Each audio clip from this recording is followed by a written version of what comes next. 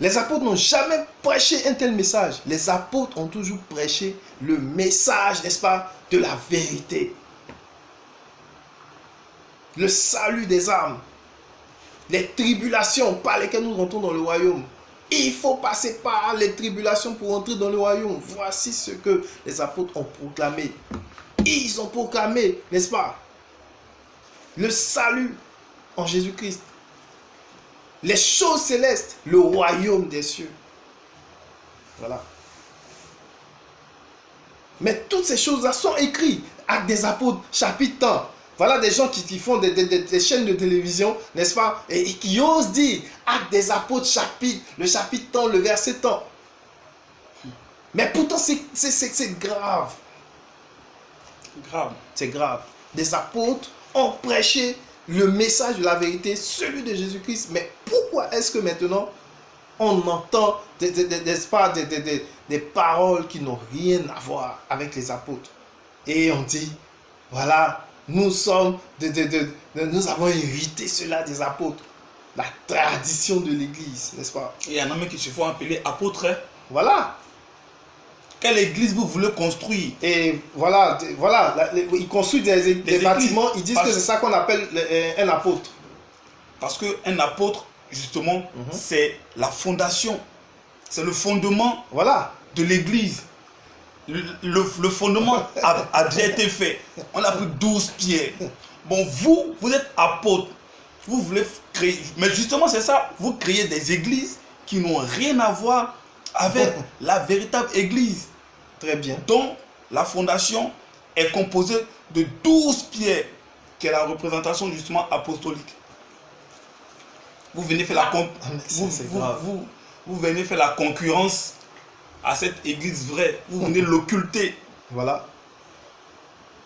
Et voilà le fondement. Il dit qu'il est apôtre, il construit une cathédrale. Et il dit que c'est ça le fondement. C'est ça être un apôtre, le ministère d'apôtre. Or, on dit ici que les apôtres ont bâti un fondement qui n'est rien d'autre que la parole de Dieu. Le témoignage de Jésus. Mais vous, c'est des bâtiments que vous construisez, des méga-churches. Et voilà, et c'est ça qu'on appelle un apôtre. Je vais à Dabou là construire une cathédrale. Franchement, je travaille. Hein. Le Seigneur m'utilise. J'irai même installer à Bondoukou, n'est-ce pas, une assemblée là-bas. Voilà, moi-même, j'ai combien de mètres carrés d'espace. Je vais construire l'église là-bas. Voilà, je suis un vrai apôtre. C'est ça, un apôtre. Tu sais ce que c'est qu'un apôtre? Tu connais les tribulations, n'est-ce pas, qu'ont vécu les apôtres? Ils n'en ont même pas les tribulations. Bon, là encore même... Vous êtes dans l'opulence. Vous mangez, vous grossissez, vous vous empiffrez. Quand on va chez vous, vos frigos sont toujours pleins, remplis de nourriture. Pendant que vous avez vos fidèles qui crèvent de faim. L'apôtre. Et le ventre est en l'air là. Vous prenez des congés. Vous prenez des congés. Vous prenez des congés. C'est grave. Ils prennent des congés. J'ai tellement travaillé cette année que vraiment il faut que je me repose là. Vous forcez vos fidèles à cotiser pour vous envoyer en France pour aller prendre des congés. Des congés en France. Parce que vous pensez que vous avez tellement prié pour eux, ils ont tellement prospéré dans l'activité, donc il faut qu'ils vous envoient la plus-value pour que vous ayez en France. Et tout ça depuis des années parce que Dieu ne parle pas, donc ça roule. Jusqu'à quand? Ces choses vont continuer. Jusqu'à quand? Les 12 pierres ont été posées. Le fondement apostolique. Non pas un fondement terrestre, mais un fondement céleste qui n'est rien d'autre que la parole de Dieu. Parce que j'insiste là-dessus, beaucoup pensent que les apôtres sont venus bâtir des maisons. Vous entendez? Vous savez que beaucoup se disent apôtres et construisent des bâtiments, n'est-ce pas? Qui seront frappés, n'est-ce pas, par la pluie, n'est-ce pas? Qui seront frappés, n'est-ce pas, de toutes sortes d'intempéries, n'est-ce pas? Et déjà, même si, voilà, il y a des pasteurs même qui détournent l'argent là, de la construction de la maison, là, des églises, là. Écoutez, il y en a qui détournent l'argent n'est-ce pas, de l'investissement, là. Ils prennent ils utilisent des instruments de construction de mauvaise qualité et voilà, vous êtes assis dedans. Un matin, ces choses vont se couler sur votre tête. Je ne sais pas où vous situez, mais quelque chose, Dieu est en train de parler. N'est-ce pas? Voilà, des constructions là, voilà. Voilà, il a détourné l'argent là, voilà. Et les bâtiments sont construits de façon de mauvaise qualité. N'est-ce pas? Et ça peut se couler à tout moment sur vous. Mais dites-vous que si vous mourrez dans ces conditions, ce n'est pas Dieu qui va vous accueillir. Parlant même des bâtiments, de la volonté de vouloir construire un bâtiment, aujourd'hui, vous n'êtes pas les premiers. Il y a un premier homme qui a été le premier à vouloir offrir à Dieu un bâtiment. C'était le roi David. Voilà. Nous allons rapidement lire ça et vous allez voir ce que Dieu lui a dit. Dieu a dit à David. Dans le livre de 2 Samuel, le chapitre 7, il est écrit, oui. Lorsqu'il fut installé dans son palais et que l'Éternel lui eut donné du repos en le délivrant de tous les ennemis qui l'entouraient, le roi dit au prophète Nathan, Amen. Vois donc, j'habite dans une maison en cèdre, tandis que l'arche de Dieu est installée au milieu d'une tente. Nathan répondit au roi, vas-y, fais tout ce que tu as dans le cœur, car l'Éternel est avec toi. D'accord. Mais la nuit suivante, la parole de l'Éternel fut adressée à Nathan. Va annoncer à mon serviteur David. Voici ce que dit l'Éternel. Est-ce à toi de me construire une maison pour que j'y habite? C'est grave. En effet, je n'ai pas habité dans une maison depuis le jour où j'ai fait sortir les Israélites d'Égypte jusqu'à aujourd'hui. J'ai voyagé sous une tente, dans un tabernacle, partout où j'ai marché avec Amen. Tous les Israélites. Ai-je une seule fois dit à l'une des tribus d'Israël que j'avais désigné pour diriger mon peuple Israël, pourquoi ne me construirez-vous pas une maison en cèdre? Bon, voilà ce que Dieu me dit à David. Voilà. Vous voulez construire les églises. D'où ça vient, toutes ces choses-là? Les plus grandes églises. D'où ça vient? D'où ça vient? D'où ça vient? D'où ça vient tout ça? C'est grave. D'où ça vient? Voici la vérité. Dieu a toujours dit la même chose par la bouche de ses prophètes. Il n'a pas changé. Aujourd'hui, quel est ce Dieu-là, n'est-ce pas, qui parle autrement? Et on dit c'est le vrai Dieu. Il s'adapte à notre temps. Il s'adapte à notre temps.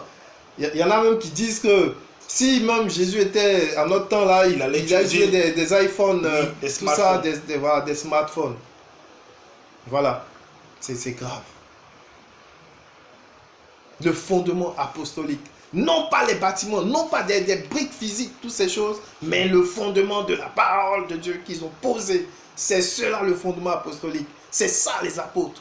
Tout à fait. 12 pierres. Il fallait restaurer les 12 pierres, c'est-à-dire le fondement des apôtres, reçu par Jésus-Christ. Voilà. Continue, frère. Il prit 12 pierres d'après le nombre des tribus issues des fils de Jacob. N'est-ce pas? L'homme auquel l'Éternel avait dit, n'est-ce pas? Tu t'appelleras Israël. Avec ces pierres, il reconstruisit un autel au nom de l'Éternel. Un autel au nom de l'Éternel. Voici le matériel déjà. Le premier matériel, le fondement apostolique. Si vous sortez du fondement apostolique, vous n'êtes pas une église. Et vous dites que les apôtres, n'est-ce pas, c'est ceux qui construisent des bâtiments d'église. C'est grave. On ne veut rien comprendre. Déjà même vous construisez ces choses-là, mais vous êtes en dehors même de la vérité. Voilà. Voilà. Ces architectes-là, ces spécialistes dans la construction des bâtiments-là, oui. C'est vos ancêtres qui ont tué, n'est-ce pas? Qui ont tué Étienne. Étienne a dit la même chose à vos ancêtres. Oui. Et c'est pour ça qu'ils l'ont lapidé à mort. Ils l'ont lapidé à mort. C'est écrit là. Dans Actes, vous dites vous êtes des apôtres, non? Voici Oui. prenez le livre des Actes des apôtres, chapitre 7, au verset 51. Oui. Plutôt à partir du verset 46. Oui. David a trouvé grâce devant Dieu et a demandé la permission de trouver une habitation pour le Dieu de Jacob. Mais c'est Salomon qui lui construisit un temple. Cependant, le Très-Haut n'habite pas dans les temples faits par la main de l'homme. Donc déjà, sortez de... Mais c'est grave, sortez... Mais bon, d'accord. Donc, si... Donc... Oh, mais c'est grave. Donc, Dieu... C'est clair. Voici, c'est clair. Dieu n'habite pas dans des maisons faites de mains d'hommes. On vous dit que Dieu est dedans. Ça fait combien d'années qu'on dit que Dieu est dedans dans les bâtiments, mais jusque-là, vous n'avez pas vu Dieu et vous continuez à y aller. Pas et là-bas. personne ne se pose la question, qu'est-ce qui se passe? Dieu dit qu'il n'est pas là-bas, mais nous continuons à aller. Mais c'est de quel Dieu nous parlons? Quel Dieu nous suivons? Qu'est-ce que nous voulons finalement? Pourquoi sommes-nous devenus insensés au point même de ne même pas, ne serait-ce que manier un peu notre bon sens? Je dis, même notre bon sens, un peu. Au nom de quoi faisons-nous ces choses-là? Voilà. Le Très-Haut n'habite pas des maisons faites de mains d'hommes. Continue le passage, parce que voilà ce que la suite. C'est à cause de ça qu'ils l'ont tué. Ils ont tué Étienne. N'est-ce pas? Les tribulations à cause de la vérité. Tout à fait. N'est-ce pas? On en arrive là, le feu là, voilà. On est en train de construire l'hôtel, hein. On arrive. Voilà, on est en train de préparer l'hôtel, n'est-ce pas? Quelque chose là, voilà. Continue. Cependant, le Très-Haut n'habite pas dans les temples faits par les mains de l'homme. Oui. Comme le dit le prophète. Comme le dit le prophète. Ou si tu dis que tu es prophète, je te dis en même temps. Si tu dis que tu es prophète et que tu n'as pas ce message, mon ami, tais-toi. Tais-toi. Parce que tu sais très bien ce qui va t'arriver. Tu sais très bien que si tu n'arrêtes pas, tu sais ce qui va t'arriver. Tu sais ce qui va t'arriver. Comme le dit le prophète. Mais comment est-ce que de quel esprit vous parlez? De la part de quel esprit vous parlez? Comme le dit le prophète. Cite-moi ce que dit le prophète.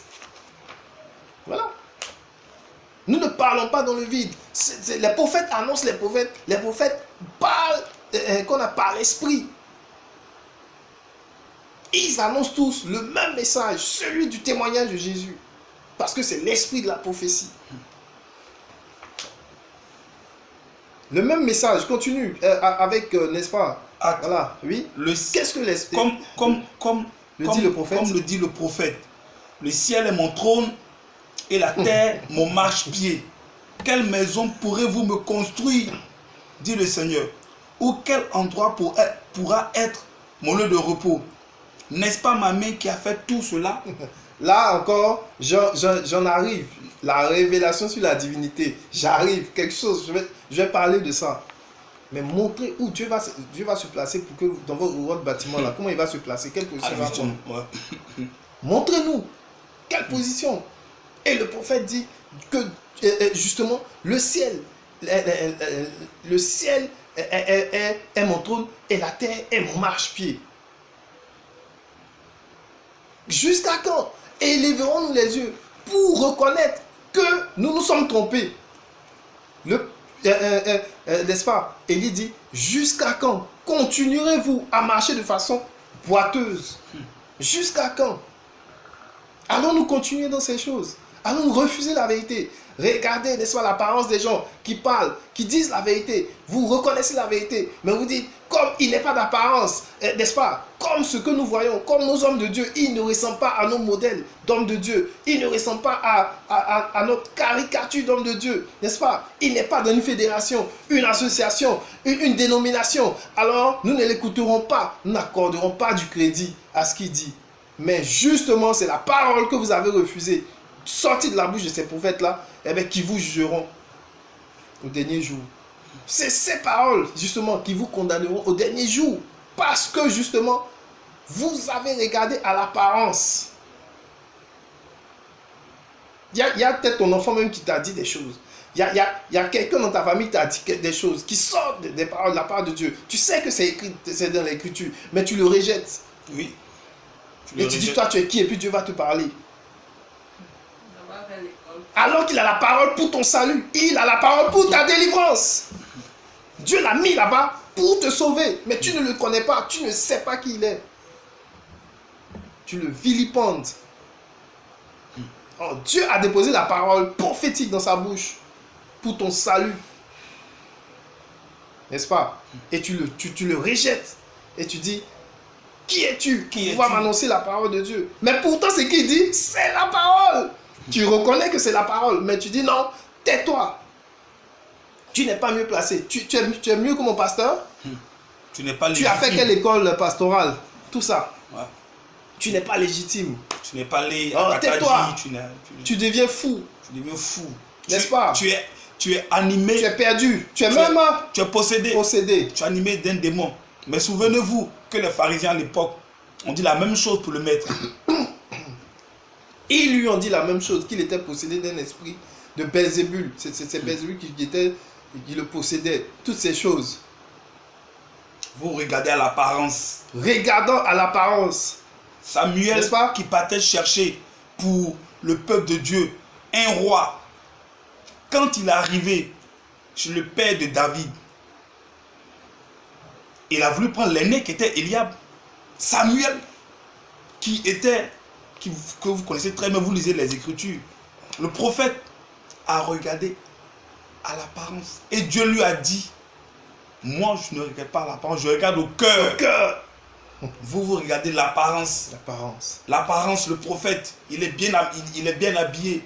Quels sont les miracles qu'il a déjà fait? Dans les bâtiments, vous voulez prendre Dieu. C'est ça, parce que quand vous construisez une église, vous voulez garder Dieu pour vous seul. C'est sur nous que Dieu est. Dieu n'est pas chez les autres. Vous voulez garder Dieu pour vous seul. Il y a la concurrence parmi les églises. On se dispute le nom. Tel dit, je m'appelle Bénédiction. Tel dit, non, c'est moi qui étais le premier à m'appeler Bénédiction. L'autre a volé mon nom. Telle église fait ça, telle église fait ça. La Bible, elle est là. Voilà. Quelle maison me bâtirez-vous? Le ciel, le ciel est mon trône, la terre est mon marchepied. Le prophète l'a dit. Où sont les prophètes? Vous dites que vous avez des prophètes dans vos églises et ils ne vous disent pas, n'est-ce pas, ces choses-là?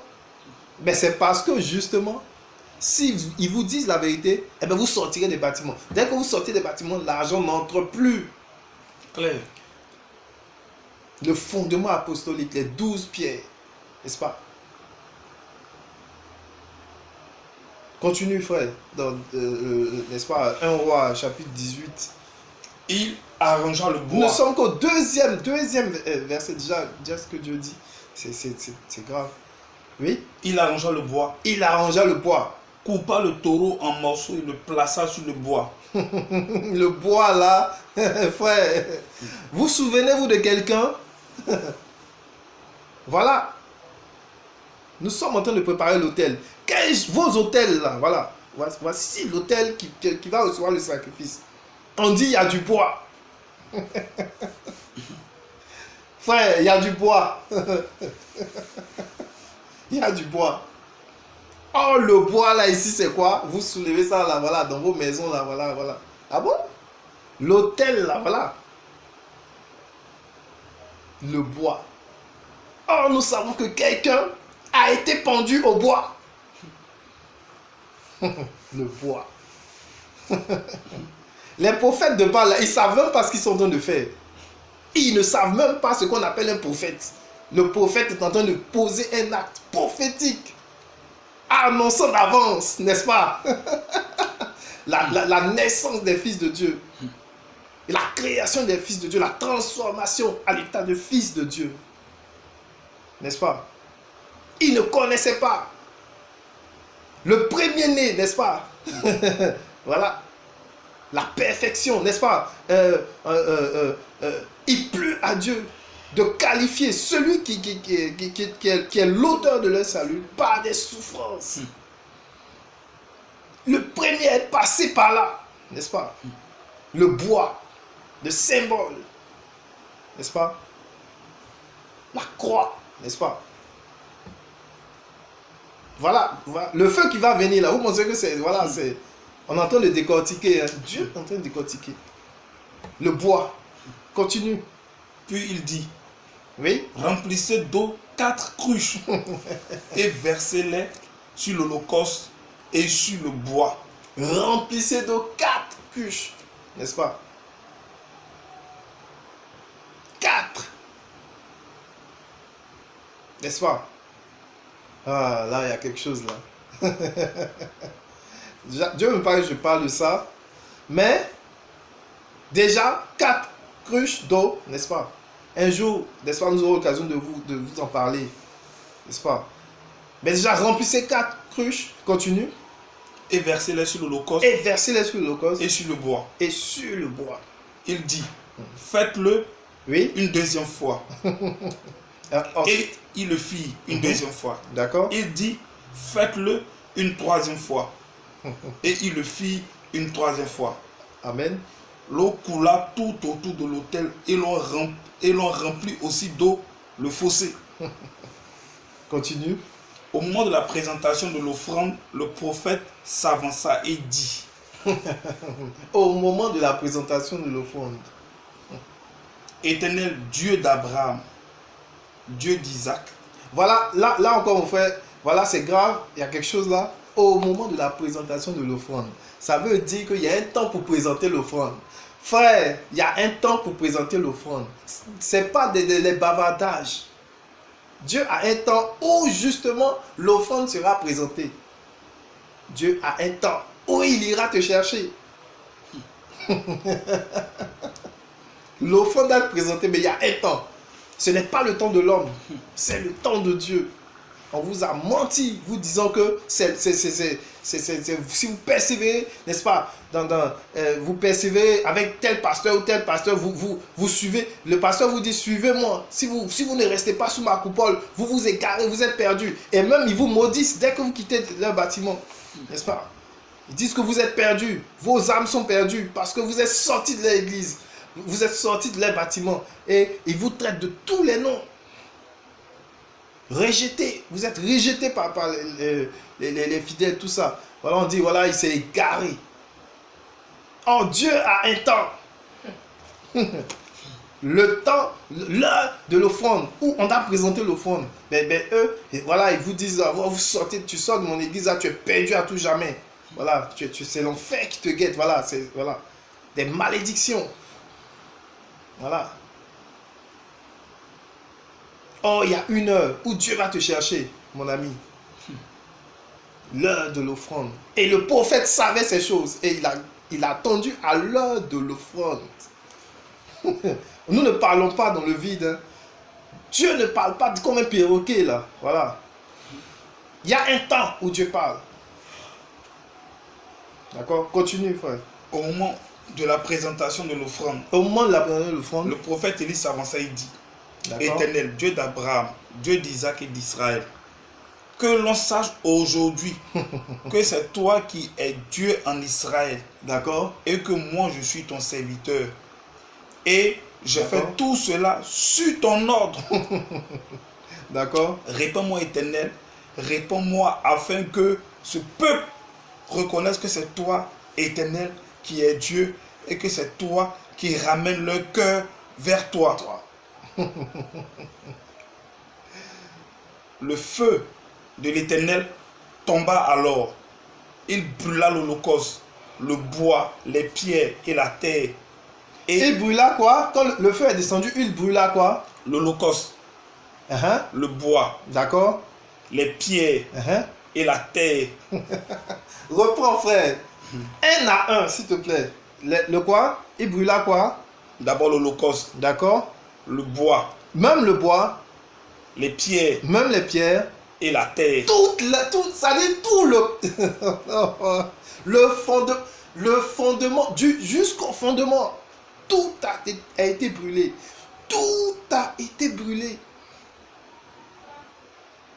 Il vous baptisera dans l'Esprit Saint et dans le feu. Laissez-moi vous dire que tous ceux qui sont, n'est-ce pas, fils de Dieu, sont tous consumés par ce feu. N'est-ce pas? Tu dis que, n'est-ce pas, tu es fils de Dieu.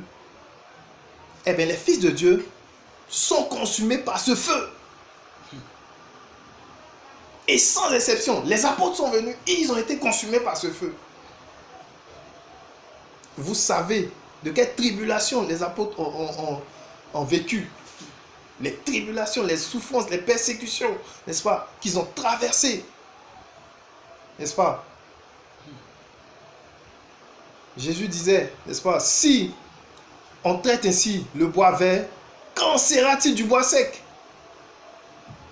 Tous sont passés par là. Laissez-moi vous dire que le feu là, justement, ce sont les tribulations, c'est la souffrance. Et c'est Dieu qui envoie ça. C'est Dieu qui envoie. On ne va pas se fabriquer quelque chose, c'est Dieu qui envoie. Le baptême dans l'Esprit Saint, dans le feu. Le feu là, justement, ce sont les tribulations, ce sont les difficultés. Les fils de Dieu sont faits de feu et d'Esprit Saint, c'est-à-dire des difficultés, des tribulations et d'Esprit Saint. Les fils de Dieu, c'est pas, voilà, ce ne sont pas assis là en train de régner sur la terre. Nous régnons sur la terre. Au point même où je vais me présenter aux élections. Voilà, de la politique. Je vais commencer à faire de la politique parce que vraiment ça va chez moi. Donc vraiment le Seigneur m'appelle à faire de la politique. Il y a des gens, des gens qui se reconnaissent là. Voilà, le Seigneur t'appelle à faire de la politique. Va faire la politique. Des tribulations. Le feu là ici, justement, le feu là, ce sont les tribulations promises par Christ à tous ceux justement qui le suivront. C'est une promesse, hein? C'est pas, voilà. C'est de cette matière que sont formés les fils de Dieu. Le sacrifice. Le feu est descendu et a brûlé tout, jusqu'au fondement. Jusqu'au fondement. Sans exception. Voici de quelle manière nous sommes créés. Voici de quelle manière nous naissons. Dans l'Esprit Saint et dans le feu. Le feu là, c'est les tribulations. N'est-ce pas? Jésus est venu. Jésus est venu. Il était conduit par l'Esprit au désert. Mais là encore, il y a des gens qui ne comprennent rien. Ils vont faire les jeûnes de 40 jours. Ils se disent que vraiment le jour où ils atteindront le jeûne de 40 jours, c'est sûr qu'ils auront atteint le stade de Jésus. Cherche l'onction christique. L'onction christique, tout ça. Voilà. Voilà. Vous voulez avoir l'onction de Christ. L'onction de Christ. C'est grave. Voici que l'autel de Dieu avait été détruit. L'autel de Dieu a été détruit. Quand on a reconstruit l'autel, eh bien, ça ressemblait justement à ce qu'on appelle justement l'église.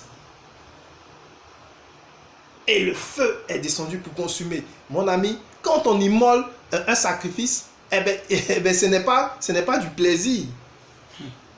Celui qui est brûlé là, ce n'est pas du plaisir. Quand le feu...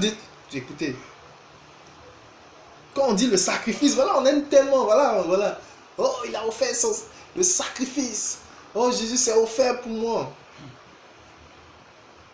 Un sacrifice, celui qui est sacrifié là, ce n'est pas un plaisir pour lui. C'est la souffrance. Ce n'est pas un plaisir. On les voit chanter dans les églises. Je te sacrifierai à toi, mon Seigneur. Voilà, voilà. Être sacrifié, ça n'a rien de plaisant. Voilà. Donc déjà, il faut éviter de pointer du doigt ou d'avoir des propos discourtois vis-à-vis des personnes qui se retrouvent dans de tels cas.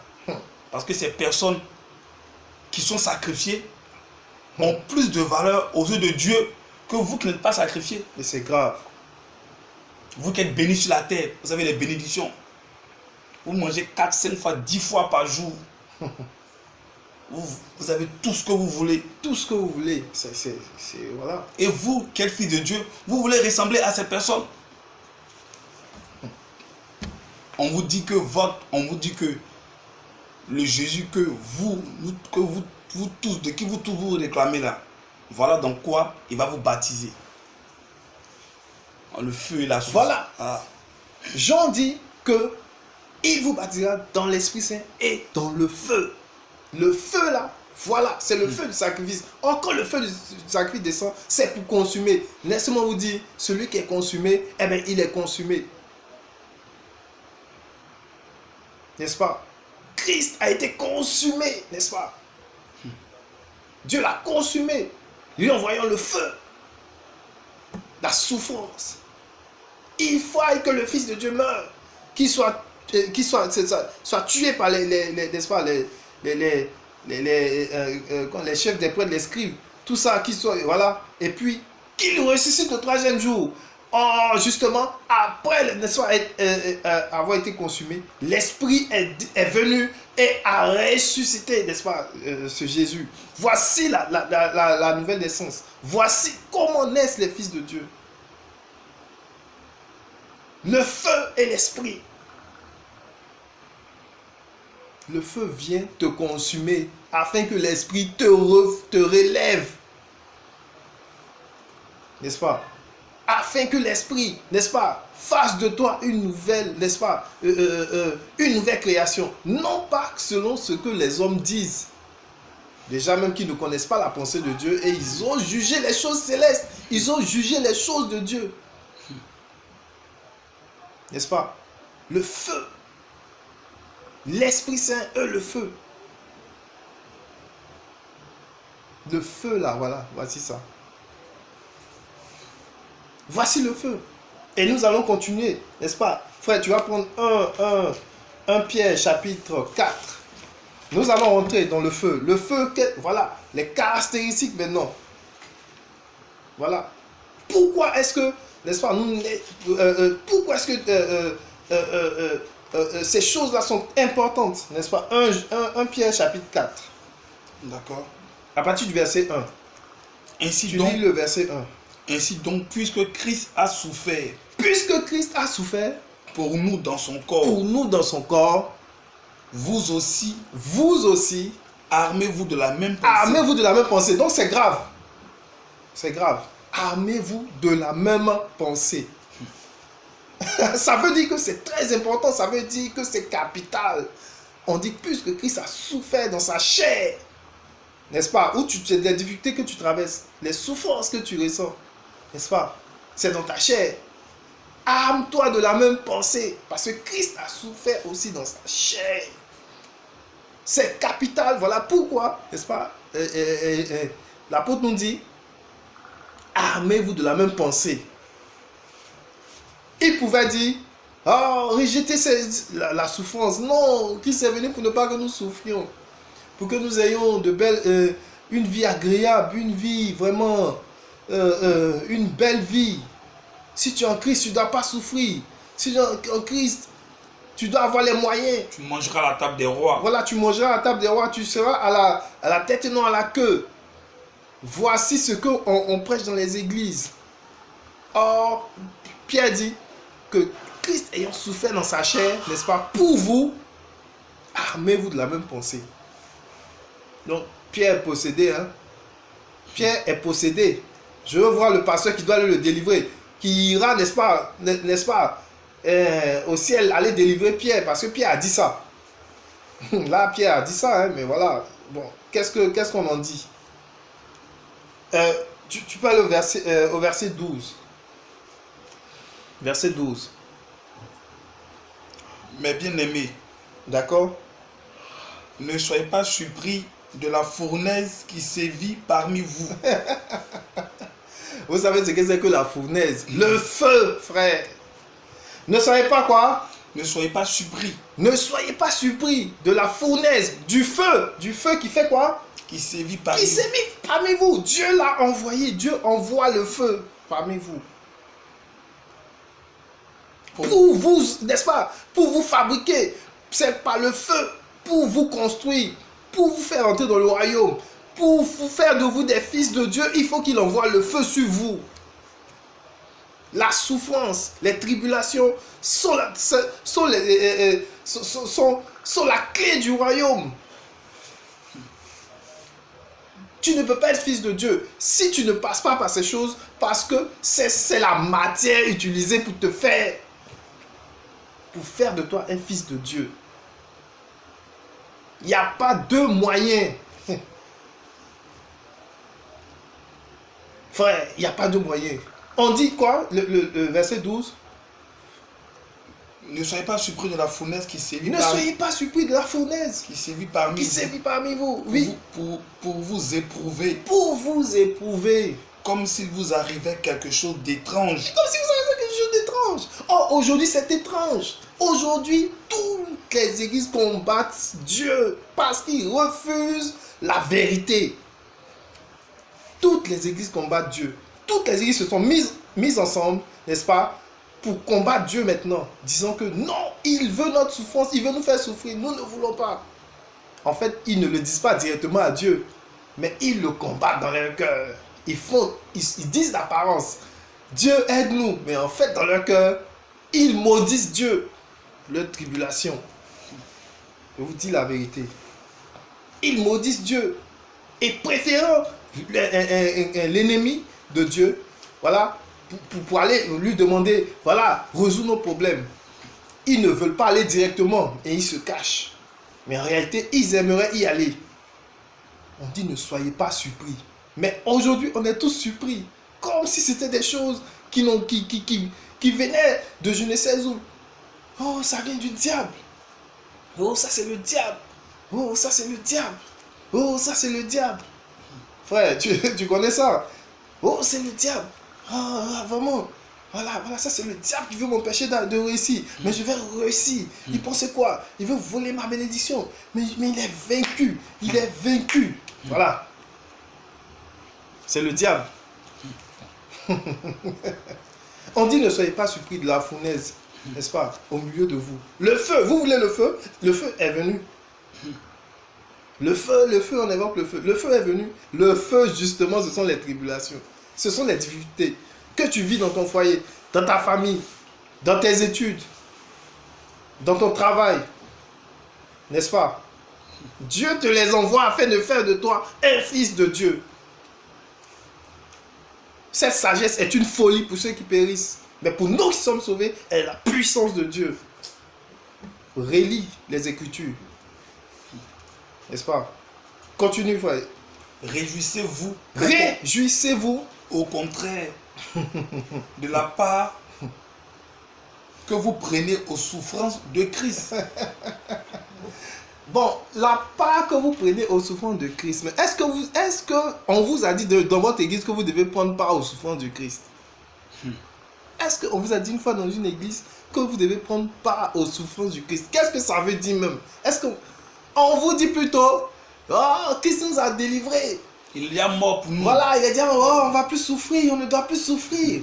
Voilà, il est venu pour que j'ai une belle voiture, pour que je sois élégant. Il y a plein d'efféminés dans les églises là, n'est-ce pas? Il y a plein d'efféminés là, voilà.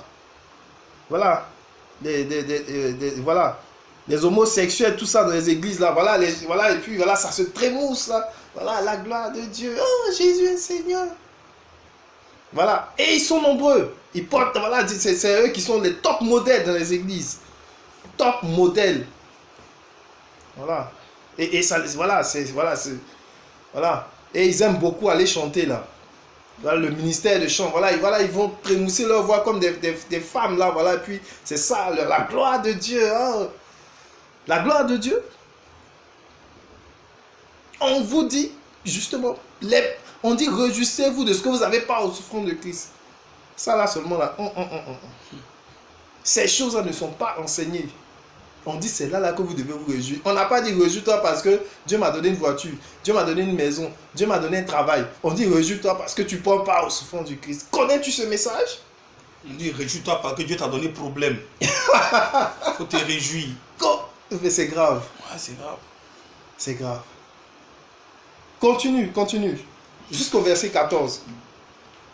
Réjouissez-vous au contraire de la part que vous prenez aux souffrances de Christ, afin d'être aussi dans la joie et dans l'allégresse lorsque sa gloire sera révélée. D'accord. Ça, c'est le verset combien? C'est 1 Pierre, le chapitre 4, Oui. le verset 12. Tu es en train de lire le verset 12? Oui, puis je suis arrivé au verset 14. D'accord, c'est le verset 14. Non. Si vous êtes insulté à cause du nom de Christ, si vous êtes insulté à cause du nom de Christ, vous êtes heureux. Vous êtes heureux. Parce que l'Esprit de gloire, l'Esprit de Dieu repose sur vous. Parce que l'Esprit de gloire repose sur vous. Parce que l'Esprit de Dieu repose sur vous. Le feu. Laissez-moi vous dire que le feu là, le feu, les tribulations, les souffrances qui vous sont envoyées, vous ne savez pas ce que cela constitue dans le monde céleste. Vous ne savez pas ce que c'est. Le poids de gloire. Je vais révéler ici l'identité des fils de Dieu. Je vais révéler la divinité. N'est-ce pas? Le poids de gloire. La gloire. L'esprit de gloire est sur vous. L'esprit de gloire, c'est le feu. Les tribulations que tu reçois dans ta vie, laisse-moi te dire, constituent le poids de gloire dans les cieux. Le poids de gloire sur ta vie dépend des tribulations qui te sont envoyées. Je vois la gloire de Dieu. Tu dis quoi? Tu vois la gloire de Dieu? On dit, si vous souffrez là, c'est que l'esprit de gloire est sur vous. Si tu savais ces choses, eh bien, tu demandais à Dieu de t'envoyer encore davantage des problèmes. Réjouissez-vous, parce que l'esprit de gloire, l'esprit de Dieu, le baptême dans l'Esprit Saint et le feu, il vous baptisera dans l'Esprit Saint et dans le feu. Les deux à la fois. Voici comment vous devenez fils de Dieu. Je suis désolé, mais c'est obligé. Voici comment devenir fils de Dieu. N'est-ce pas? Nous allons prendre Luc 18. Luc 18 rapidement. N'est-ce pas? À partir du verset 18. Voici comment on devient fils de Dieu. Voici comment on devient fils de Dieu. Et il n'y a pas quatre chemins. Un chef. D'accord? Un chef interrogea Jésus et dit. Un chef interrogea Jésus et dit. Bon maître. Bon maître. Que dois-je faire pour hériter de la vie éternelle? Amen. Jésus lui répondit. Jésus lui répondit. Pourquoi m'appelles-tu le bon? Personne n'est bon si ce n'est Dieu seul. Tu connais les commandements de... Tu connais les commandements, non? Voilà, tu ne commettras pas d'adultère. Voilà, tu récites ça, n'est-ce pas? Tu ne commettras pas de meurtre, tu ne commettras pas de vol, tu ne porteras pas de faux jugements. Oui. Honore ton père et ta mère. Voilà, toutes ces choses. J'ai respecté tous ces commandements dès ma Voilà ce qu'il dit. Depuis il est petit, là, il respecte. Voilà, son papa l'a bien éduqué là. L'école du dimanche. Il partait à l'école du dimanche. N'est-ce pas, on lui a enseigné les 10 commandements là, on dit voilà, si tu respectes ça, vraiment tu as aussi dans ta vie toutes ces choses. Il y a beaucoup qui se reconnaissent là, l'école du dimanche là. Voilà. Donc depuis, j'ai été éduqué dans comment on appelle ça, l'église de mes parents, n'est-ce pas, que fréquentaient mes parents, mes arrières, mon grand-père, ma grand-mère, toutes ces choses. Continue. Après avoir entendu cela, Jésus lui dit, il te manque encore une chose. Il te manque... Bon, ok, donc c'est là que... Donc ça veut dire qu'il n'a rien fait. S'il lui manque encore une chose, c'est très grave. Mais ce que maintenant lui manque là, c'est à ça que tous vont s'accrocher. C'est à ça que les églises vont s'accrocher. Ce qui manque à ce monsieur-là, ce qui manque, n'est-ce pas? Ce qui lui manque maintenant pour entrer dans le royaume, eh bien, laissez-moi vous dire, justement, les gens se sont détournés de ça. C'est de ça qu'on ne veut pas s'approcher. Dans d'autres versions, on dit pour être parfait. Dans d'autres versions, on dit pour être parfait. Voilà. Jésus répondit. Et ça, c'est voilà les bonnes versions là. Il dit pour être parfait. Oui. Or, la perfection n'est pas de ce monde. Ça veut dire que toutes vos actions, tout ce qu'il a fait, n'est-ce pas, en obéissant à la loi, aux œuvres de la loi, il n'a pas pu devenir parfait. Ça ne sert à rien de persévérer dans les œuvres de la loi. Dans ce cas-là, si ça ne peut pas rendre parfait. Or, tu n'entres pas au ciel si tu n'es pas parfait. Voilà. Vous voulez vous parfaire là, voilà. Voilà, perfectionnez-vous comme on dit. Jésus lui dit, il te manque encore une Jésus lui chose. dit, oui, oui. Vends tout ce que tu as. Vends tout ce que tu as. Distribue-le aux pauvres. J'ai souffert toute ma vie pour avoir ça. Et tu auras un trésor. Il y a les parents même qui disent à leurs enfants, mais tu sais comment j'ai fait pour avoir cette richesse? Et puis tu la gaspilles. Laisse-moi te dire, il va gaspiller ça. Il va gaspiller ça. Il va gaspiller. Tu sais comment j'ai fait pour avoir ça? Hein? Vous savez comment j'ai souffert pour avoir cette entreprise? N'est-ce pas? Eh bien, cette entreprise-là, c'est celle-là même qui fait de toi un homme, n'est-ce pas, perdu. Un homme imparfait.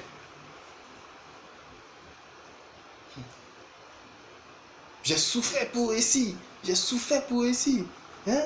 Vous ne savez pas comment j'ai souffert pour réussir. Hein? J'ai souffert dans ma vie. Eh bien, laisse-moi te dire aujourd'hui qu'on dit qu'il te manque justement une chose. Ce que tu as souffert pour avoir là, il faut vendre ça. Continue. Lorsqu'il entendit ces paroles, l'homme devint tout triste. Il devint tout triste. Car il était très riche. Il était très riche. Justement, il était très riche. Vous partez dans les églises pour devenir riche. Justement, pour avoir la prospérité, pour avoir une meilleure vie terrestre. Ben justement, on lui dit, débarrasse-toi de cette vie, meilleure vie terrestre. Et tu auras quoi? Un trésor dans le ciel. Un trésor dans le ciel. Ensuite, viens et suis-moi. Ce n'est même pas encore fini. Tu vas avoir d'abord un trésor dans le ciel. Ça veut dire que pour justement, n'est-ce pas, avoir un trésor dans le ciel, ça veut dire maintenant que si tu as un trésor dans le ciel, c'est que tu fais partie du ciel. Ouais. Il faut que tu te débarrasses des choses terrestres, des richesses terrestres. C'est grave. Et ensuite, tu auras un trésor dans le ciel. Maintenant, après avoir eu un trésor dans le ciel, là, il dit, viens et suis-moi.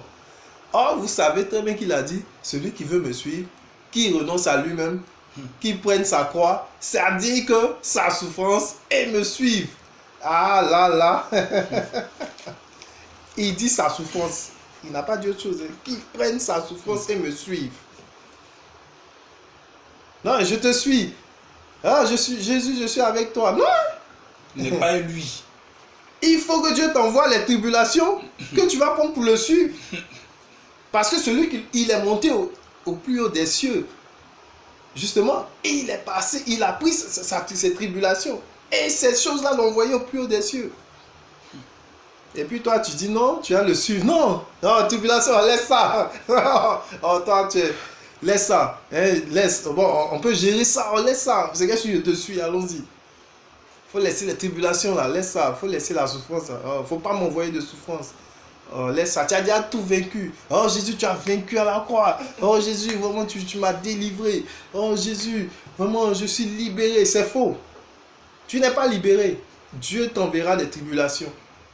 Parce que c'est ça les fils de Dieu. Voyant qu'il était devenu tout triste, Jésus dit qu'il est difficile à ceux qui ont des richesses d'entrer dans le royaume de Dieu. Là encore, c'est plus grave. Continue. En effet, il est plus facile à un chameau de passer par le trou d'une aiguille qu'à un riche d'entrer dans le royaume de Dieu. Non, ce n'est pas possible. Donc, vraiment, c'est impossible. Ce n'est pas possible. Voilà, c'est grave. Puisqu'un chameau ne peut pas passer par le trou d'une aiguille, ce n'est pas possible humainement. Ça veut dire que ton pasteur ne peut pas faire de toi un fils de Dieu. Nous parlons des fils de Dieu. La perfection. Ton pasteur ne peut pas faire de toi un fils de Dieu. N'est-ce pas? Ton bishop ne peut pas faire de toi un fils de Dieu. L'homme ne peut pas faire de toi un fils de Dieu. Ça ne relève que de Dieu seul. Jésus dit, mais ce qui est impossible à l'homme est possible à Dieu. Pour dire ici que personne ne peut vous sauver. Personne ne peut faire de vous des fils de Dieu. Il n'y a que Dieu seul qui peut le faire. D'ailleurs, vous naissez non pas de la volonté de l'homme, mais de la volonté de Dieu. Or, l'homme, c'est la chair et le sang. Ton pasteur ne peut pas faire de toi un fils de Dieu. Il te ment. S'il te dit qu'il peut le faire. persévère, n'est-ce pas, dans l'église de ton pasteur, tu ne seras jamais fils de Dieu. Et d'ailleurs, tu es là en train de, papa pasteur, papa, ah papa, ça va pas, papa, j'ai des problèmes, papa. N'est-ce pas là? Matthieu 23, n'appelez personne père sur la terre. Vous avez toujours les papas spirituels. Voilà. Mon père, mon papa spirituel, mon papa spirituel. Un homme ne peut pas faire de toi un fils de Dieu. Les fils de Dieu, Non. ce sont les choses célestes. Ce sont des choses qui sont du ciel. Ça n'a rien à voir avec la terre. Donc personne ne peut t'envoyer au ciel. L'Écriture dit, personne ne peut t'envoyer au ciel. Si c'était celui qui est déjà parti là-bas. Votre pasteur, il est déjà allé au ciel. Ton pasteur là, il est déjà allé au ciel. Il connaît la route. C'est grave. Comment il va faire pour te sauver? Je te dis que ce n'est pas possible un homme de faire de toi un fils de Dieu. Nous parlons ici des fils de Dieu, l'identité des fils de Dieu, la création des fils de Dieu, la transformation à l'état de fils de Dieu. Ton pasteur ne peut pas réaliser ces choses. Continue de le suivre. Tu seras déçu. N'est-ce pas? Mais comme aussi tu veux, n'est-ce pas, avoir la prospérité, ces choses-là que Jésus dit, si tu ces choses-là t'empêcheront d'entrer dans le royaume, eh bien, continue. Mais si vraiment tu as accepté la vérité, le message de Jésus-Christ, n'est-ce pas? Tu acceptes sa vérité, sa parole, n'est-ce pas? Sa parole de vérité, alors justement, il fera de toi un fils de Dieu.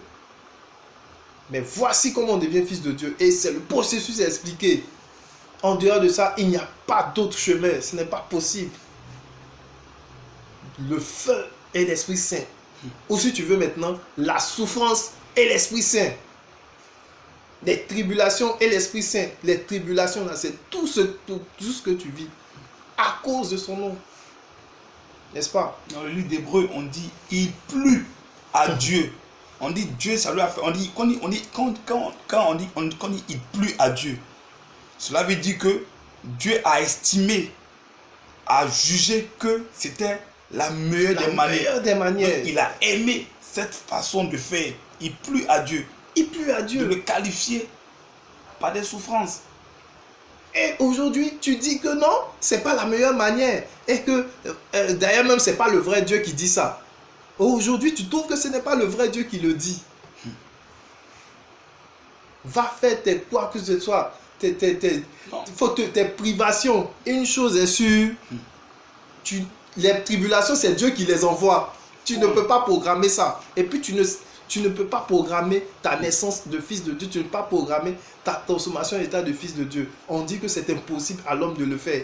Aujourd'hui, les pasteurs vous promettent des choses. Mais en réalité, ce sont les choses terrestres qui vous promettent. Or, ici, nous parlons de choses célestes. Nous parlons des fils de Dieu. N'est-ce pas? Nous parlons des fils de Dieu. Il s'agit ici des fils de Dieu. Les fils de Dieu, mais regarde aux choses du ciel. Les fils de Dieu ont un trésor au ciel. Où est ce trésor-là? Vous le voyez? Et bien sûr, vous ne le voyez pas.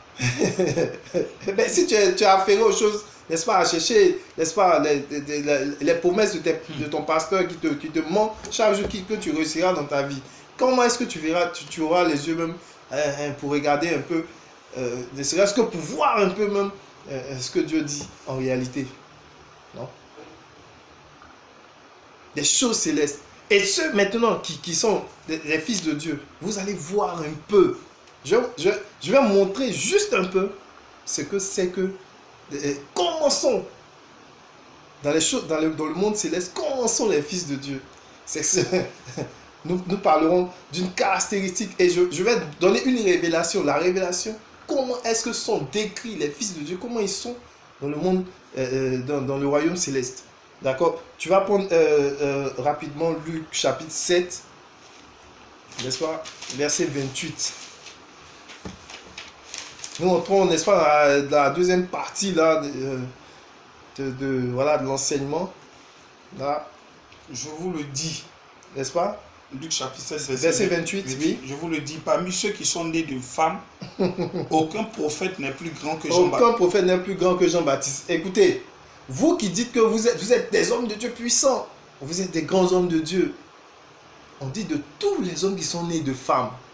Il n'y a pas plus grand que Jean-Baptiste. Or, Jean-Baptiste a dit que Jésus, n'est-ce pas, vous baptisera dans l'Esprit Saint dans le feu. Aujourd'hui, vous refusez cet évangile. C'est quoi ça? Vous n'êtes même pas plus grand que Jean-Baptiste. De tous les hommes qui sont nés de femmes. C'est-à-dire, si on nous prend entre nous, hommes, là, simplement, là, personne n'est plus grand que Jean-Baptiste. Mais donc, écoutez ce que Jean-Baptiste dit. Parce que Jean-Baptiste dit que lui, Jésus, qui viendra, vous baptisera dans l'Esprit Saint, dans le feu, dans la souffrance et dans l'Esprit Saint. Mais aujourd'hui, là, voilà, on dit oh, l'Esprit Saint, et puis voilà, on le rejette, voilà.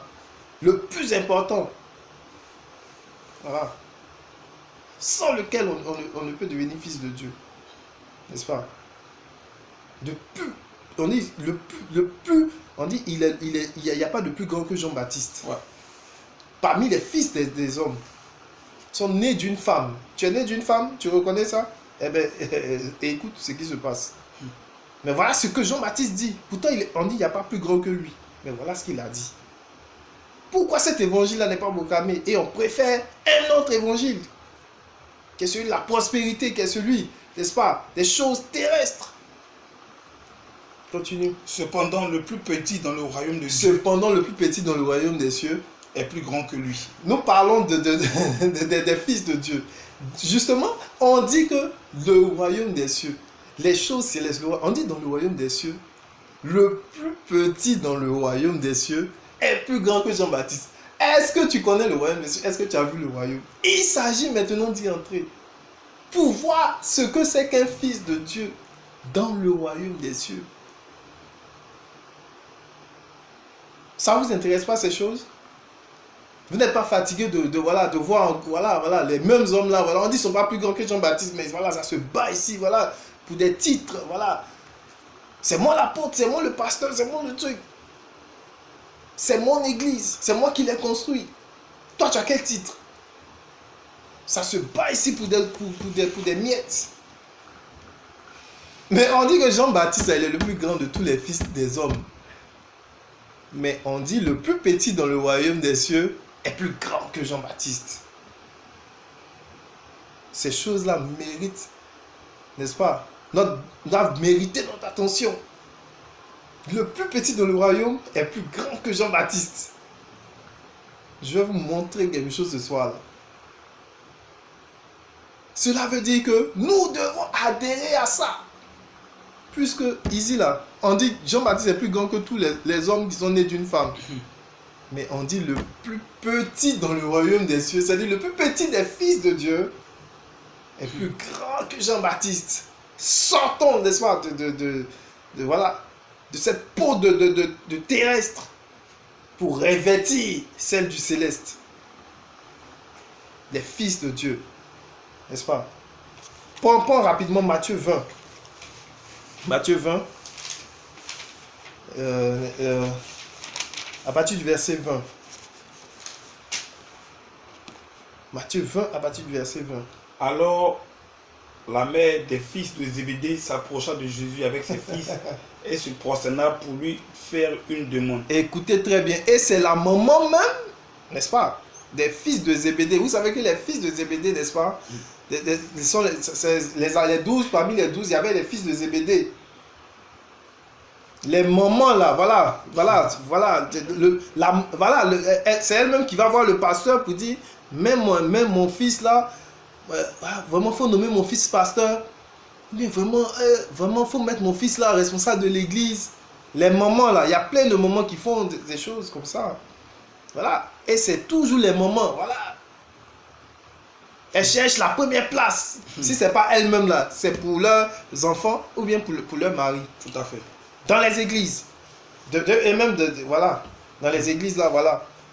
Il y en a même qui vont coucher avec le pasteur là. Et je pense que... N'est-ce pas, pour donner, pour que leur mari ou leur enfant, n'est-ce pas, ait une place dans l'église.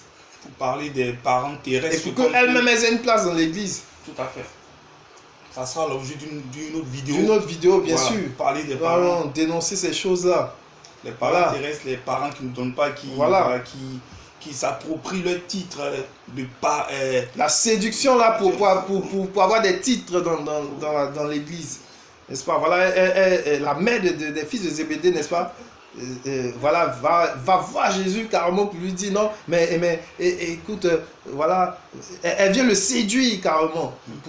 C'est grave, Martial. Ouais, c'est grave. Voilà. Voici, c'est pratique dans les églises. Voilà.